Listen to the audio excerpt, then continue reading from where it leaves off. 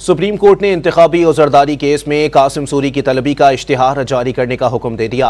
Qasim Suri supreme court की तलबी पर एक मरतबा फिर पेश न हुए, जिस पर अदालत ने तलबी का नोटिस कासिम सूरी के घर के बाहर भी चुस्पा करने का हुक्म दे दिया है।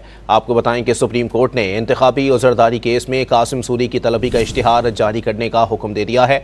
मजीद जानते हैं डॉन न्यूज़ के नुमाइंदे अब्दुल्ला मोहम्मद से। अब्दुल्ला, अपडेट कीजिएगा। जी बिल्कुल, सुप्रीम कोर्ट ने इंतखाबी गद्दारी केस में कासिम सूरी की तलबी के इश्तिहार जारी करने का हुक्म दिया है। कासिम सूरी सुप्रीम कोर्ट की तलबी पर एक मरतबा फिर पेश नहीं हुए, जिस पर अदालत ने तलबी का नोटिस कासिम सूरी के घर के बाहर भी चस्पा करने का हुक्म दिया।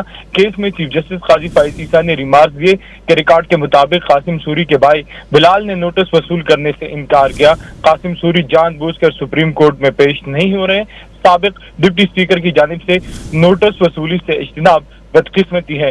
चीफ जस्टिस काजी फाइज ईसा ने कासिम सूरी के वकील नईम बुखारी से मुकालमा करते हुए कहा कि आपके मुवक्किल मीडिया और सोशल मीडिया पर बहुत मुतहर्रिक है, जिस पर नईम बुखारी ने जवाब दिया कि मैं तो टीवी देखता ही नहीं। जस्टिस इरफान सादात ने रिमार्क दिए कि नईम बुखारी से मुकालमा करते हुए कहा कि इस केस में कासिम सूरी को पेश होना चाहिए। वकील नईम बुखारी ने कहा कि मेरा कासिम सूरी से कोई राब्ता नहीं है। चीफ जस्टिस ने रिमार्क। बहुत शुक्रिया अब्दुल्ला मोहम्मद, हमें अपडेट कर रहे थे।